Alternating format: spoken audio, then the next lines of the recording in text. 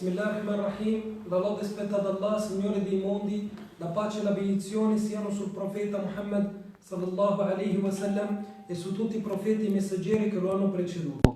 Cari fratelli e sorelle, assalamu alaikum wa rahmatullahi wa barakatuh. Giovani guide, vi dà il benvenuti a questa nuova puntata della vita e la biografia del profeta Muhammad sallallahu alaihi wasallam. E chiediamo ad Allah subhanahu wa ta'ala come noi lasciamo una serata per studiare la vita del nostro amato profeta Muhammad sallallahu alaihi wasallam, di raggrupparci con lui e di non impedirci di vederlo in quel giorno, ovvero nel giorno del giudizio, e di deliziarci dal bere dalle sue mani l'acqua che ha detto il profeta Muhammad sallallahu alaihi wasallam, che quel giorno lì, che il sole sarà sopra le teste dei servi e vorranno bere, che chi bevrà dal suo fiume non sentirà mai più sete, ovvero dal Hawd. E diciamo Amin.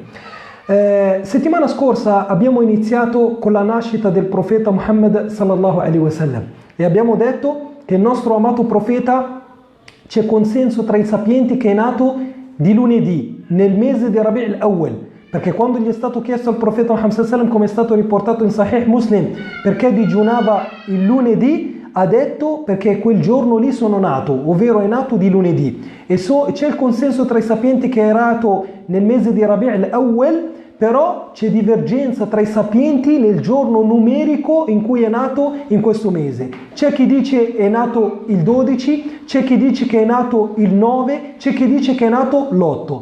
E c'è consenso tra i sapienti che è nato nell'anno dell'elefante, ovvero circa il 570 d.C. Se prendiamo il calendario cristiano, il 570 d.C. viene chiamato dagli arabi l'anno dell'elefante. Perché è stato chiamato così? Abbiamo visto per quella storia di Abraha, il re dello Yemen, che era venuto con un grande esercito e con a capo di questo esercito un elefante, con l'intenzione di poter, distruggere la Kaaba, perché voleva spostare l'attenzione dei commercianti e dei pellegrini che venivano a Mecca verso la sua cattedrale che aveva lasciato nello Yemen. Però quando è venuto vicino alla Mecca, Allah subhanahu wa ta'ala ha fatto sedere questo grandissimo elefante e ha mandato degli stormi di uccelli che hanno ucciso queste persone che avevano una brutta intenzione e che avevano intenzione di distruggere la Kaaba, ovvero di distruggere la religione islamica, e Allah subhanahu wa ta'ala ha distrutto le intenzioni e i piani di queste persone. Quindi è stato chiamato dagli arabi l'anno dell'elefante, perché era tradizione degli arabi chiamare l'anno con qualche evento che capitava di straordinario. Quell'anno lì era capitato questa questione della marcia di questo esercito con l'elefante, e l'hanno chiamato proprio l'elefante perché a capo di questo esercito c'era l'elefante. Quindi il profeta Muhammad sallallahu alaihi wasallam è nato di lunedì nel mese di Rabi' al-Awwal, nell'anno dell'elefante, e il giorno di preciso numerico c'è divergenza tra i sapienti. Poi abbiamo visto la discendenza del profeta Muhammad sallallahu alaihi wasallam, che abbiamo detto che è una delle migliori discendenze, e abbiamo detto che la discendenza su cui c'è consenso tra i sapienti, su cui sono d'accordo, parte da suo padre Abdullah fino a Adnan. Invece da Adnan fino a Ibrahim c'è divergenza tra il dire se va bene o no. Invece tra Ibrahim e Adam non riescono assolutamente a riportare la sua catena, di discendenza. E abbiamo detto, ci eravamo dati il compito di studiare la sua discendenza. Lui è Muhammad sallallahu alaihi wasallam, figlio di Abdullah, figlio di Abd al-Muttalib, figlio di Hashim, figlio di Abdi Manaf, figlio di Qusay, figlio di Kilab, figlio di Murrah, figlio di Ka'b, figlio di Lu'ay, figlio di Ghalib, figlio di Fihr, figlio di Malik, figlio di Ilyas, figlio di Kinana, figlio di Khuzaima, figlio di Mudrika, figlio di Ilyas, figlio di Mudar, figlio di Nizar, figlio di Ma'd, figlio di Adnan. Spero, inshallah, e mi auguro che tutti voi vi siete impegnati in questa settimana nello studiare la discendenza del nostro amato profeta Muhammad sallallahu alaihi wasallam.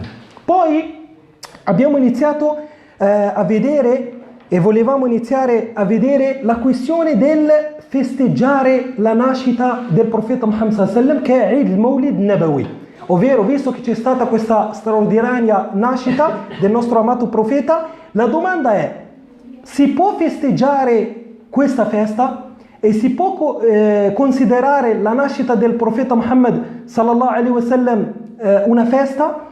La questione, cari fratelli e sorelle, che il profeta Muhammad sallallahu alaihi wasallam ha detto a una persona che noi nell'Islam abbiamo solo due feste.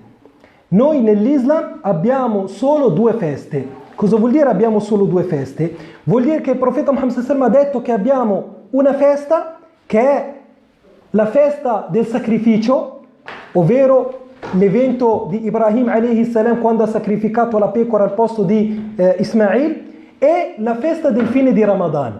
Ok? Queste due feste ci sono nell'Islam e il profeta Muhammad sallallahu alaihi wasallam non ha mai nominato la festa della sua nascita.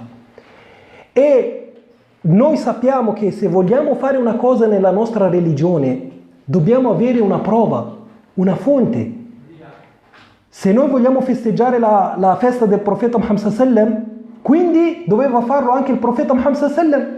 Se fosse un giorno che Allah subhanahu wa ta'ala avesse voluto che noi lo festeggiassimo, avrebbe Allah subhanahu wa ta'ala ordinato al profeta Muhammad sallallahu alaihi wasallam di festeggiarlo.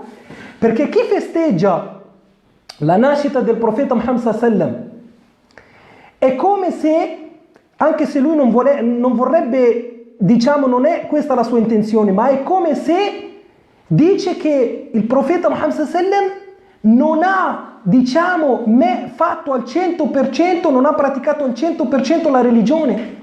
E Allah subhanahu wa ta'ala ha fatto scendere al profeta Muhammad sallallahu alaihi wasallam la ayah quando era sopra il monte di Arafah, gli ha fatto scendere la ayah al-yawma akmaltu lakum dinakum wa atmamtu alaykum ni'mati. Oggi ho completato per voi la religione. Vuol dire che la religione è completa, non c'è bisogno di immettere in qualcosa di nuovo, e quando si immette in qualcosa di nuovo diventa un'innovazione che viene chiamata nell'Islam bid'ah. E noi abbiamo parlato della gravità della bid'ah, dell'innovazione.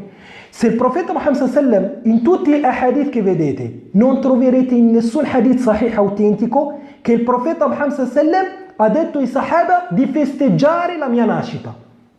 Un'altra cosa, dicono che festeggiano la nascita del profeta Muhammad sallallahu alaihi wasallam per amore al profeta Muhammad sallallahu alaihi wasallam. Ma tu, fratello o sorella, ami il profeta Muhammad sallallahu alaihi wasallam più di Allah? Tu, fratello o sorella, ami il profeta Muhammad sallallahu alaihi wasallam più di Abu Bakr, che ha viaggiato con lui? E quando sono arrivati in un ghar, nella grotta, che si sono nascosti quando c'era la migrazione da Mecca a Medina, che Abu Bakr era con il profeta Muhammad sallallahu alaihi wasallam e sono nascosti in una grotta sotterranea per scappare agli occhi dei nemici che li volevano uccidere perché li avevano perseguitati, il profeta Muhammad sallallahu alaihi wasallam era stanco. E cosa ha fatto? Ha posto la sua testa sopra la coscia di Abu Bakr e si è addormentato sallallahu alaihi wasallam. Ha visto Abu Bakr che c'erano due buchi aperti in questa grotta e aveva paura Abu Bakr che uscisse qualcosa da questo buco che poteva fare del male. Ma il profeta Muhammad sallallahu alaihi wasallam cosa ha fatto? Ha chiuso e ha tappato questi buchi con i suoi piedi, con i talloni.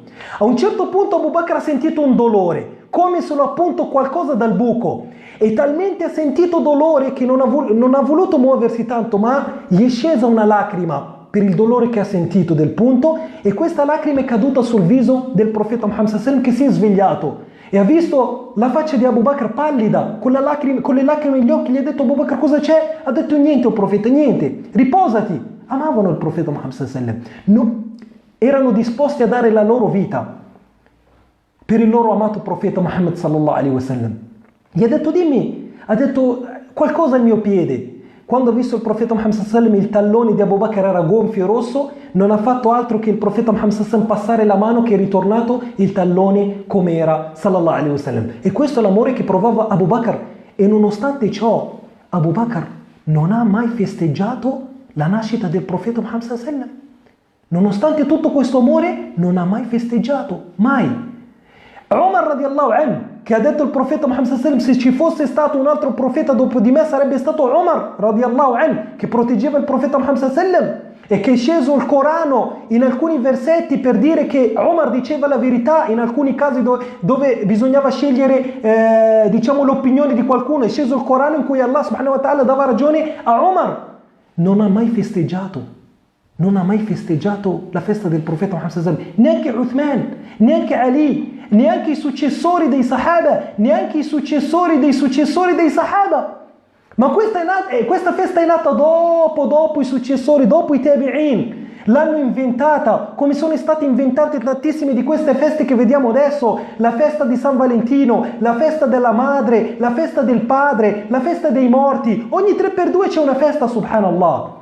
È come se tutto il giorno della nostra vita è festa, subhanallah. Queste sono feste che Allah subhanahu wa ta'ala non ha detto di festeggiare. Noi musulmani, cari fratelli e sorelle, abbiamo solo due feste: Eid al-Adha, la festa del sacrificio, e Eid al-Fitr, che è la fine del mese di Ramadan. Non abbiamo una terza festa. Festeggiando queste due feste avremo la ricompensa della festa, ma festeggiando altre feste stiamo introducendo cose nuove nella religione. E Allah subhanahu wa ta'ala nel Corano ha detto: "Al-yawma akmaltu lakum dinakum wa atmamtu alaykum ni'mati".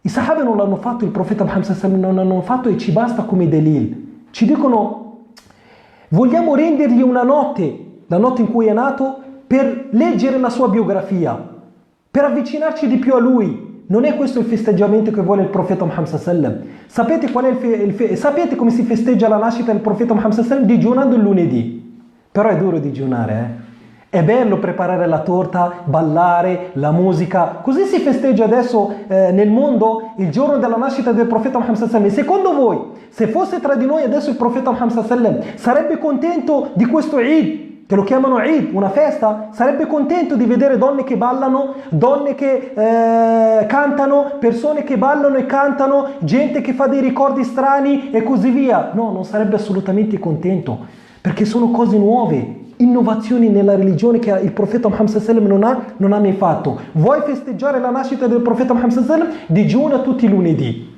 Quella è la festa, perché quando gli è stato chiesto perché digiuni, perché sono nato ringraziando Allah. Vuoi ringraziare Allah per la nascita del profeta Muhammad sallallahu alaihi wasallam? Digiuna i lunedì. Seconda cosa, vuoi festeggiare il profeta Muhammad sallallahu alaihi wasallam? Segui la sua sunnah, non un giorno all'anno. Ci sono persone che quando c'è l'Eid festeggiano, leggono la sua storia, poi 364 giorni dell'anno non fanno altro che andare contro quello che faceva il profeta Muhammad sallallahu alaihi wasallam, contro la sua sunnah. Il festeggiarlo bisogna festeggiarlo tutti i giorni, anzi dico tutte le ore. Ogni ora ricordare il profeta Muhammad sallallahu alaihi wasallam, ciò che faceva facciamo noi. Alziamoci dal letto come si alzava lui, ricordiamo Allah subhanahu wa ta'ala come lo ricordava lui, preghiamo come pregava lui, mangiamo come mangiava lui, entriamo in bagno come entrava lui, comportiamoci con i nostri genitori come faceva lui, comportiamoci con i nostri figli come faceva lui. Questo vuol dire festeggiare il profeta Muhammad sallallahu alaihi wasallam, questo vuol dire elevare il grado del profeta Muhammad sallallahu alaihi wasallam. Questo è Eid. Ogni volta che tu metti in pratica una sunnah, quello è l'Eid. Ogni volta che tu metti in pratica una sunnah, quello è l'Eid, ed è quello la festa di cui verrai ricompensato nel giorno del giudizio. Invece questo Eid che noi vediamo che viene fatto il 12° giorno di Rabi' al-Awwal, questa è una bid'a, è un'innovazione secondo i sapienti, perché il profeta Muhammad sallallahu alaihi wasallam non l'ha fatto e tu hai introdotto una cosa nuova, fratello. Poi un'altra cosa: festeggiare la nascita del profeta Muhammad sallallahu alaihi wasallam vuol dire festeggiare il compleanno. Io ho fatto una piccola ricerca sulla nascita della festa del compleanno e ascoltate, subhanallah, cosa è venuto fuori dalla mia ricerca. Vi leggo adesso da dove è nata la festa del compleanno. L'usanza di celebrare la propria data di nascita ha origine da antiche usanze pagane che per l'occasione erano soliti fare gli auguri al festeggiato nell'intento di proteggerlo dalle forze del male e di auspicare per lui salute e sicurezza per l'ulteriore anno che sta per iniziare. Questa è la nascita del compleanno. Venivano fatte feste, questa è una festa pagana nell'antichità, da persone che adoravano gli dei. Festeggiavano il compleanno perché? Perché in quel giorno lì volevano fare volevano celebrare una festa al fine di allontanare il male dal bambino e auspicare per lui il bene. Noi com'è che allontaniamo da noi il male? E com'è che auspichiamo per noi il bene? Con il du'a, con la preghiera, non nel festeggiare. E subhanallah, se il fratello e la sorella festeggiano il compleanno, stanno facendo una festa pagana. Vuol dire che stai facendo una festa derivante da un popolo miscredente. Quindi tu stai seguendo una strada dei non credenti. Invece il profeta Muhammad sallallahu alaihi wasallam era solito fare il contrario di ciò che facevano i miscredenti. Non, era solito nella sua sunnah fare proprio tutt'altro di ciò che facevano. Lo vedevi sallallahu alaihi wasallam che diceva allungate la barba e diminuite dei baffi, perché gli ebrei allungavano la barba, allungavano i baffi e toglievano, rasavano la barba. Lo vedi sallallahu alaihi wasallam che ci dice dite bismillah e mangiate con la destra, invece vedi i miscredenti che mangiano con la sinistra. Era solito fare il contrario di ciò che facevano. Perché? Perché il musulmano c'ha una sua personalità indipendente. Il musulmano non copia. Il musulmano non copia da altre religioni, perché l'Islam è l'unica vera religione. E noi 17 volte al giorno leggiamo Surat al-Fatiha. Cosa diciamo? Perché noi a volte leggiamo il Corano, ma non ci rendiamo conto di quello che stiamo leggendo. Allah subhanahu wa ta'ala dice in Surat al-Fatiha: Ihdina as-sirata al-mustaqim صراط الذين أنعمت عليهم غير المغضوب عليهم ولا الضالين. Sapete cosa vuol dire? Ihdina as-sirata al-mustaqim. Oh Allah, tu nella preghiera dici: oh Allah, guidaci sulla retta via. La retta via di colui che hai voluto il bene per loro, tipo i profeti, i successori dei Sahaba, i Sahaba. Guidaci su quella via e non, ascolta quello che dici tu durante preghiera, e non sulla via di coloro con cui sei andato in collera, gli ebrei, perché non hanno creduto. Allah subhanahu wa ta'ala ha dato loro tanti prove e non hanno voluto credere. E non, vuol dire allontanaci dalla via di coloro che sono sviati, vuol dire quelli che credono che Gesù sia Dio, perché tu gli hai mandato Gesù come profeta, invece loro, tramite i cambiamenti che hanno fatto gli uomini di questa religione, hanno preso e hanno considerato Gesù un essere umano come noi, un Dio, oppure un figlio di Dio, oppure un trino. Questi sono stati sviati dalla verità. 17 volte diciamo: Allah, allontanaci da queste strade, perché sono sbagliate, indirizzaci sulla retta via. Però poi tu cosa fai? Vai a copiare le loro feste. Vai a fare vedi che vai in contraddizione? Se tu vuoi rimanere sulla retta via, sulla via del profeta Muhammad sallallahu alaihi wasallam, vai a leggere nella vita del profeta Muhammad sallallahu alaihi wasallam se ha festeggiato il compleanno, mai. E subhanallah, mi è piaciuta una parola di uno sheikh che ha detto: subhanallah, le persone festeggiano il compleanno. Il compleanno non è altro che un anno che è aumentato. È come se la gente festeggiasse che si sta avvicinando alla morte. Avete visto? Vedi la mente del musulmano com'è. Nell'era del profeta Muhammad sallallahu alaihi wasallam, quando nasceva un bambino piangevano e quando moriva erano contenti.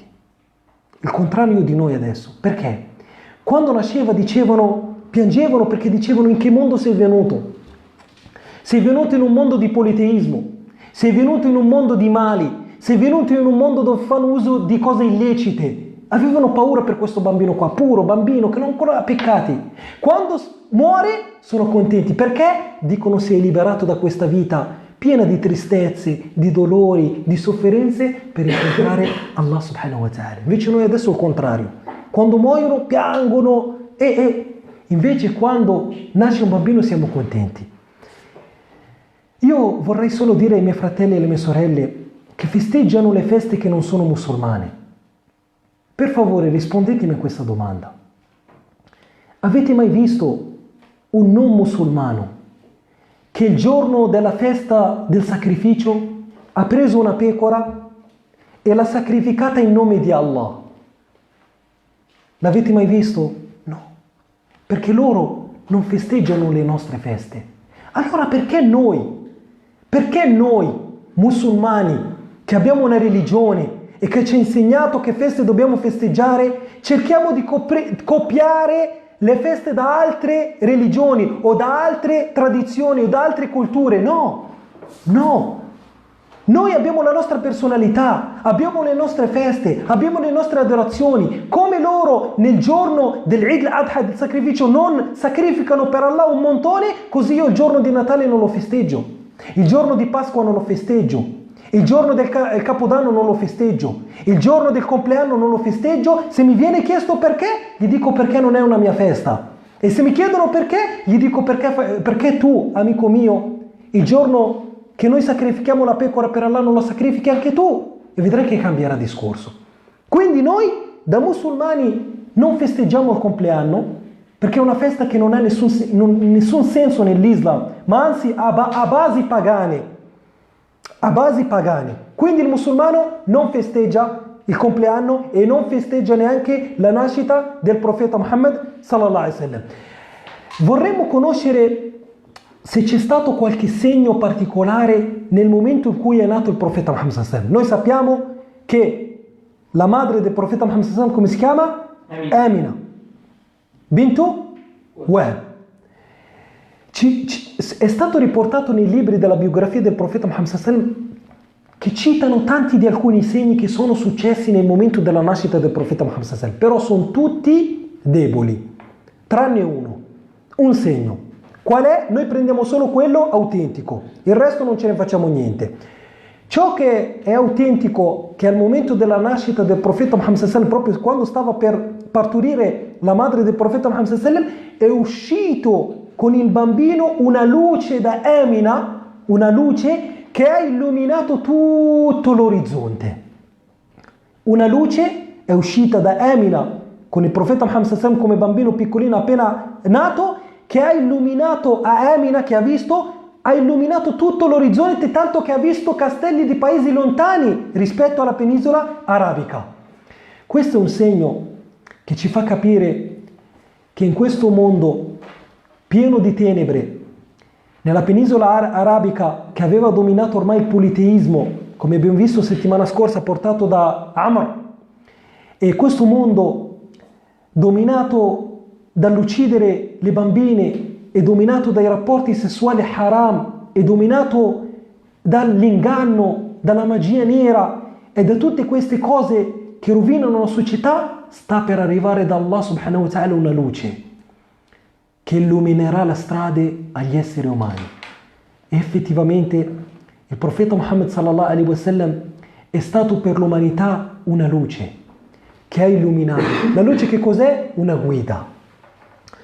Io dico sempre che Adamo è uscito dal paradiso ed è venuto il profeta Muhammad sallallahu alaihi wasallam per riportarci in paradiso. Una misericordia per l'umanità, una guida per noi. Come ha detto quel giornalista che vi avevo raccontato l'altra volta, che ha messo nel primo grado tra i 100 personaggi che hanno influito di più nella storia, ha messo nel primo posto Muhammad sallallahu alaihi wasallam. Ha detto: se ci fosse questo uomo adesso, in questo periodo, risolverebbe tutti i problemi della nostra società. Una luce che sta per illuminare il mondo, un qualcosa di particolare, un uomo non come tutti gli altri, un bambino non come tutti gli altri. Le persone particolari sempre Allah subhanahu wa ta'ala gli dà dei segni particolari, tipo Gesù alayhi salam, il profeta Gesù quando è nato, sua madre Maria lo ha portato davanti al suo popolo in culla. Cosa ha fatto? Gesù ha parlato, ha detto inni Abdullah, perché il popolo di Maryam aveva imputato a Maryam che aveva avuto un rapporto haram. Da dove arriva questo bambino qua? Maryam, tu non sei sposata, da dove arriva questo bambino qua?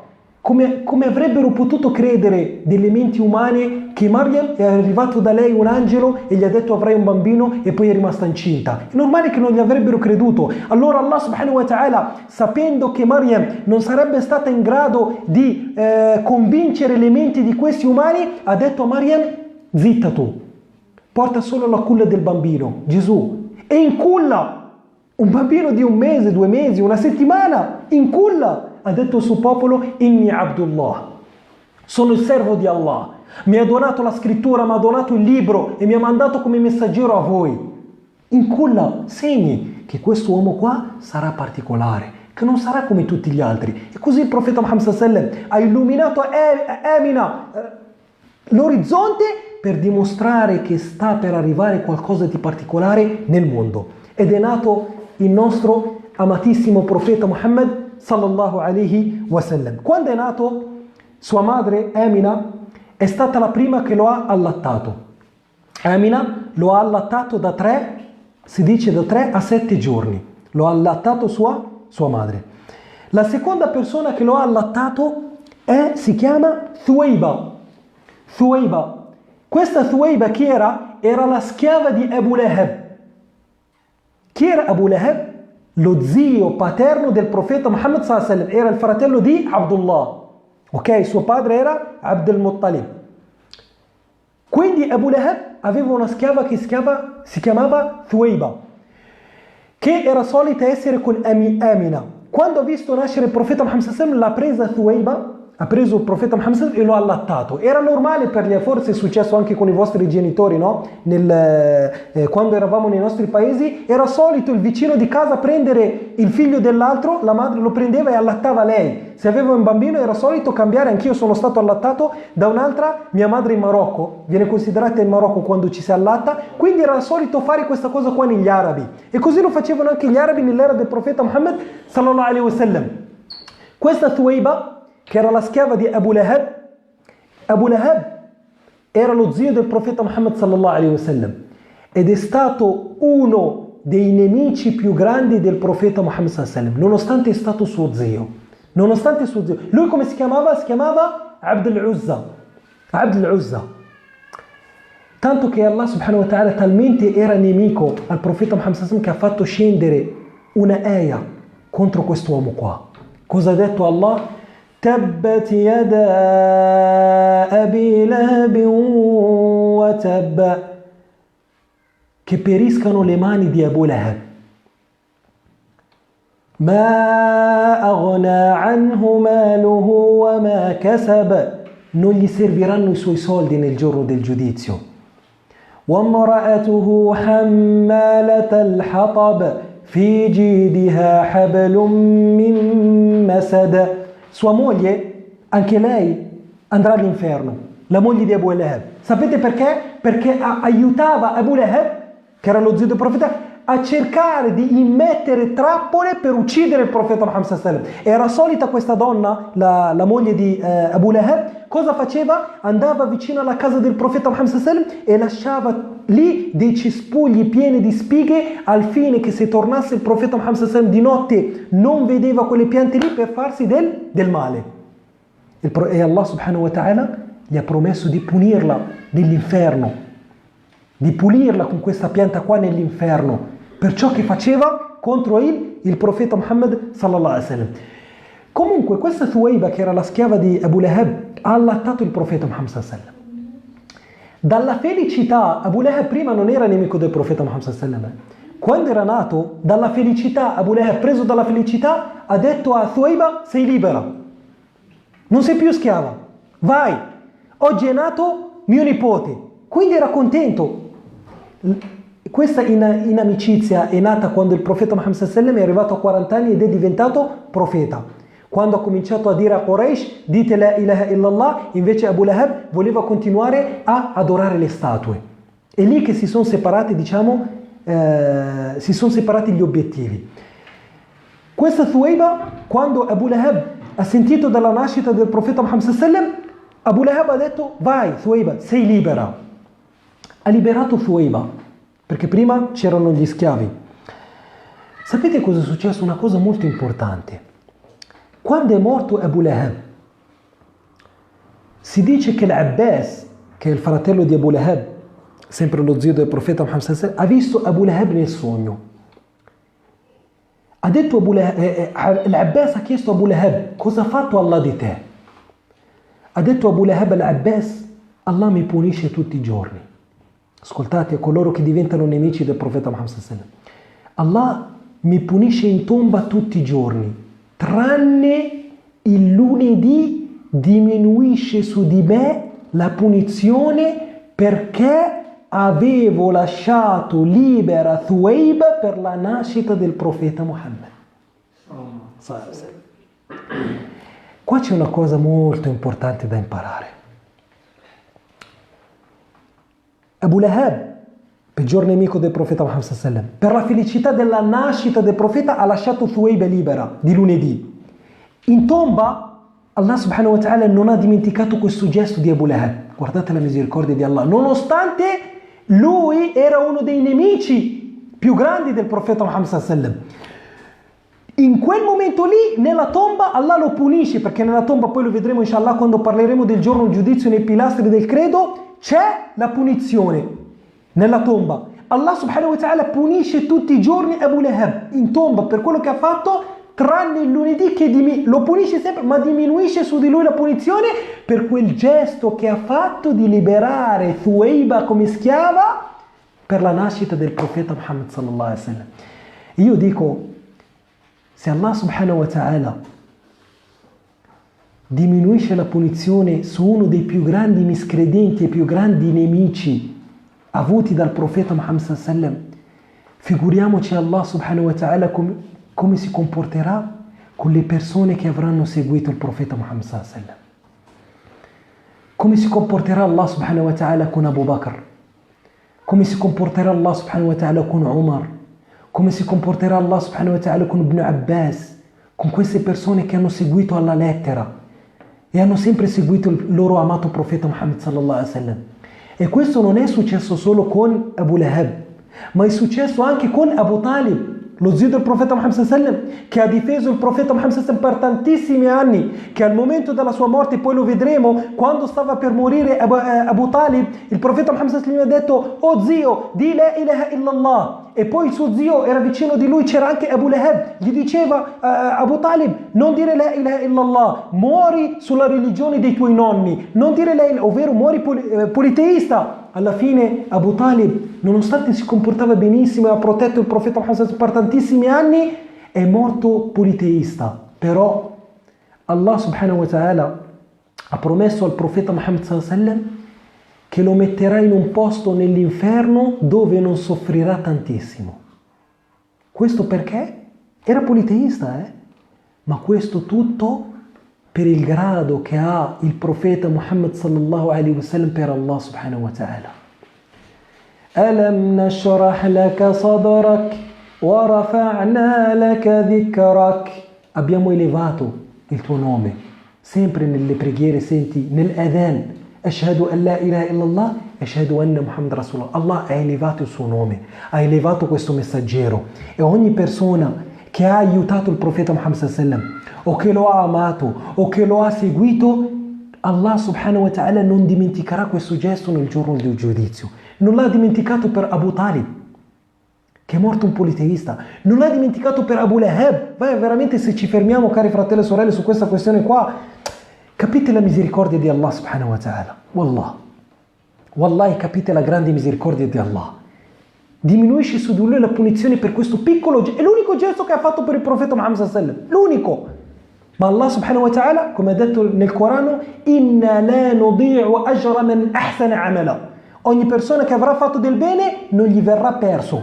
Anche i miscredenti, coloro che sono non credenti ma che fanno del bene in questa vita, avranno la loro ricompensa in questa vita. Avranno la loro ricompensa in questa vita. Invece il credente l'avrà sia in questa vita che nell'altra vita. Poi un'altra persona che ha allattato il profeta Muhammad sallallahu alaihi wasallam è Halima al-Sa'diyya. Quindi lo ha allattato sua madre Amina da 3-7 giorni, lo ha allattato un po' Thuwayba, la schiava di Abu Lahab, e lo ha allattato anche Halima al-Sa'diyya. Halima al-Sa'diyya chi era? Sappiate, cari fratelli e sorelle, che gli arabi avevano una tradizione, facevano cosa facevano? Che quando nasceva un bambino erano soliti mandare fuori città i loro figli a crescere nella fattoria in mezzo all'agricoltura al fine di respirare aria pura, di bere latte fresco e così via. Cosa facevano gli arabi? Erano soliti uscire in strada, in un mercato, poi venivano le donne che vivevano nelle fattorie e venivano a prendere questi bambini e se li portavano con loro. Quel giorno lì era uscita Amina per portare il profeta Muhammad sallallahu alaihi wasallam affinché venisse qualcuno che lo prendesse a portarlo per allattarlo.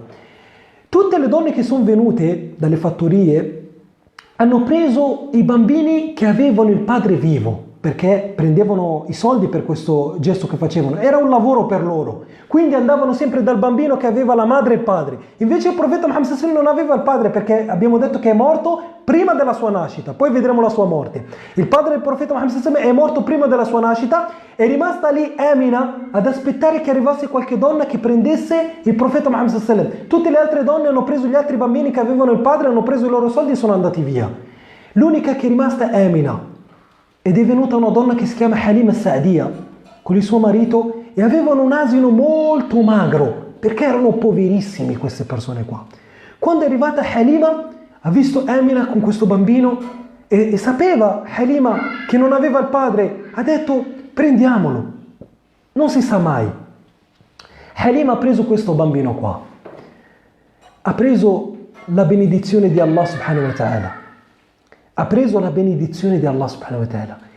È stato riportato che quando Halima ha preso questo bambino, subhanallah, l'asino con cui erano venuti veniva molto piano. Quando stavano ritornando ha superato gli asini delle altre persone che avevano preso gli altri bambini. Subhanallah, la benedizione del profeta Muhammad sallallahu alaihi wasallam. Quando hanno preso questo bambino, Halima, che è rimasto il profeta Muhammad sallallahu alaihi wasallam ed è stato allattato da Halima in casa, dice che il suo gregge di pecore era quello che aveva più latte di tutti gli altri greggi. Prima Halima aveva il gregge di pecore, il gregge di capre, che erano sempre magre, erano poveri, non avevano niente da mangiare. Quando è arrivato il profeta Muhammad sallallahu alaihi wasallam, il gregge andava e ritornava sempre pieno di latte, subhanallah, per la benedizione che ha fatto scendere Allah subhanahu wa ta'ala sul profeta Muhammad sallallahu alaihi wasallam, tanto che le altre famiglie dicevano ai loro greggi: portateli dove vanno il gregge di Halima Sa'diya, affinché mangiano quello che mangiano. Ma anche se vanno con lo stesso gregge di Halima, tornavano le pecore delle altre persone con il petto vuoto, non avevano latte. Invece il gregge di Halima era sempre pieno di latte. Ed è stato riportato che da quando Halima ha avuto il profeta Muhammad sallallahu alaihi wasallam in casa, era pieno di verde. Prima vivevano in una terra deserta, vuota, e si conosce la penisola arabica. Quando ha preso il profeta Muhammad sallallahu alaihi wasallam per allattarlo, il verde è uscito nella piazza dove viveva Halima. Dei miracoli. Eh sì, perché questo bambino non è come tutti gli altri bambini, è una benedizione di Allah. E Halima era contenta perché riusciva a vendere il latte, riuscivano a bere da questo latte, si sono un po' arricchiti dalla benedizione che è arrivata da Allah subhanahu wa ta'ala tramite il profeta Muhammad sallallahu alaihi wasallam. Però è successa una cosa particolare che è stata riportata anche nel Corano, nel momento in cui il profeta Muhammad sallallahu alaihi wasallam era in casa con Halima. Quando un po' è cresciuto il profeta Muhammad sallallahu alaihi wasallam, che giocava con i bambini, mentre giocava con i bambini a un certo punto sono scesi due angeli. Si dice che uno di loro è Jibril. Ha steso il profeta Muhammad sallallahu alaihi wasallam quando era bambino, lo ha steso. Ha aperto il suo petto, ha estratto il suo cuore. L'altro angelo aveva una bacinella di acqua di Zamzam. Ha preso Jibril il cuore del profeta Muhammad sallallahu alaihi wasallam e lo ha purificato con l'acqua di Zamzam. E poi ha fatto ritornare il cuore dentro il petto del profeta Muhammad sallallahu alaihi wasallam. Questa storia è stata raccontata da Allah subhanahu wa ta'ala nel Corano. Non vi dico neanche il hadith se è sahih o non è sahih, ma la storia è stata raccontata da Allah. Quindi non avete neanche paura di sapere se questo è debole o no. Allah dice nel Corano: Alam nashrah laka sadrak. Non ti abbiamo mica purificato, aperto il cuore. وَوَضَعْنَا عَنْكَ وِزْرَكَ الَّذِي أَنْقَضَ ظَهْرَكَ. E ti abbiamo purificato il cuore da ogni cosa che gli potrebbe fare del male. Ok? Questa scena qua, ovviamente uno potrebbe cominciare a usare il cervello, ma come? Ma come gli ha aperto il cuore questo angelo, gli ha aperto il petto, ha estrapolato il cuore e poi gliel'ha immesso? Cioè noi, cari fratelli e sorelle, subhanallah, usiamo il cervello in queste cose con Allah subhanahu wa ta'ala che nel Corano ha detto: Inna Allah ala kulli shay'in qadir. Allah può fare qualsiasi cosa. Allah subhanahu wa ta'ala quando decreta una cosa gli dice kun. Basta che Allah dice kun, che sia e sarà. Che sia e sarà. I medici adesso non riescono mica a estrapolare un rene e a metterne un altro? Lo fanno. Ormai per medicina è diventata una cosa normale. A cambiare le vene del cuore o a fare altre operazioni. Però noi crediamo e accettiamo che un chirurgo è riuscito a fare un'operazione sul cuore di una persona, che è riuscito a cambiare il rene a una persona, ma cominciamo a dire: ma come ha fatto questo angelo? Che poi non puoi paragonare il chirurgo all'angelo, perché l'angelo ha determinate caratteristiche rispetto al chirurgo.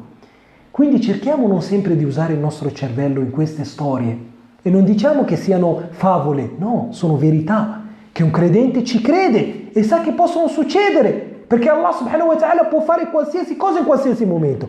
Quando è successa questa scena, se n'è andato Jibril con l'altro angelo, i bambini si sono spaventati, perché erano lì che giocavano con il profeta Muhammad sallallahu alaihi wasallam, e sono andati da Halima e gli hanno detto: va che è successo qualcosa a Muhammad. E poi quando Halima ha visto Muhammad sallallahu alaihi wasallam che stava tornando, si è spaventata perché ha visto il suo volto pallido, si è spaventata Halima Sa'diya, ha preso il profeta Muhammad sallallahu alaihi wasallam e lo ha riportato a Amina, perché si è impaurita che succedesse qualcosa di grave al nostro amato profeta Muhammad sallallahu alaihi wasallam. L'ultima persona che ha allattato il profeta Muhammad sallallahu alaihi wasallam è chiamata Ayman, che è stata una donna che ha accudito il profeta Muhammad sallallahu alaihi wasallam. L'ultima donna che ha allattato il profeta Muhammad sallallahu alaihi wasallam è stata una donna che si chiama Ayman, che sarebbe la donna che ha una delle donne che ha accudito il profeta Muhammad sallallahu alaihi wasallam. Quindi le persone che hanno allattato il profeta sono 4. Abbiamo detto Amina